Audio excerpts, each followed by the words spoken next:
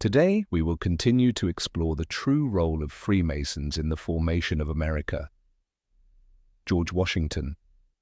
The President, in the apron, September 18th in 1793. A white apron at the Capitol's cornerstone. On a calm autumn day in the newly established Capitol, Washington, D.C., a man in a dark cloak, triangular hat, and a white Masonic apron embroidered with gold prepared to lay the first stone of the U.S. Capitol. That man was George Washington, the first President of the United States, serving in his honorary role as Grand Master of the Masons of Virginia. With a silver trowel, he carefully placed the cornerstone and, following Masonic ritual, proclaimed, "May this cornerstone long endure as a symbol of freedom and enlightenment." In 1793, the United States was only 5 years into its experiment with Republican government.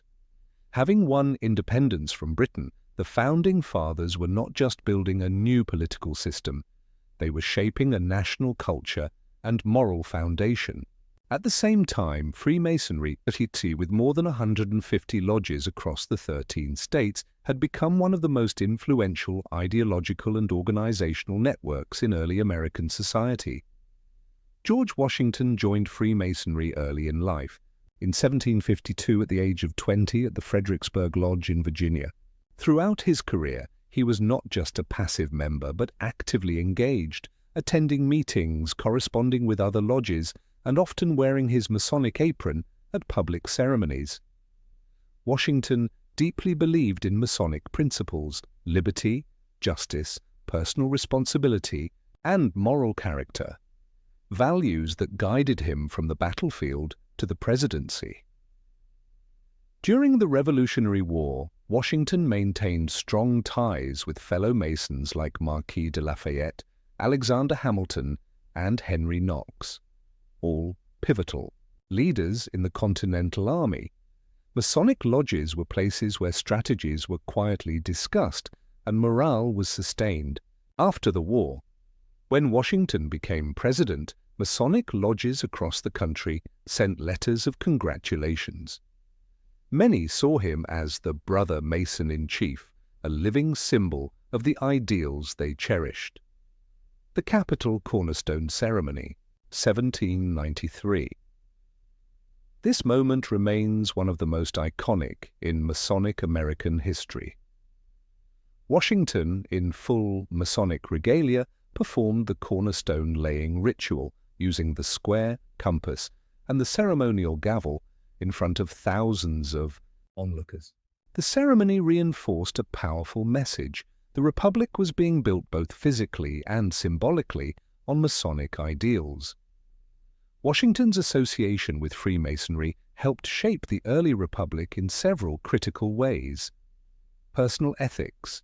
Known for his stoicism, discipline, and moral restraint, Washington lived the ideal of a Freemason, ethical but not dogmatic, guided by conscience over religious extremism. Political structure. The democratic nature of Masonic lodges, with elected leaders, written bylaws, and structured debate, paralleled and influenced the design of America's Republican government. Washington's voluntary retirement after 2 terms echoed the Masonic rejection of authoritarianism. National symbols. Under Masonic influence, iconic symbols such as the all-seeing eye, the unfinished pyramid, and the square and compass made their way into U.S. currency, national architecture, and the visual identity of the new republic. When Washington died in 1799, Masonic lodges across the country held solemn memorials using full ritual. To them, he was not just a general or president, but the living embodiment of the builder of the nation, one who laid foundations not only of stone, but of enduring ideals. Would America be the same if George Washington had not been a Freemason? Could a republic survive its infancy without stonecutters of the spirit, quietly crafting its moral architecture?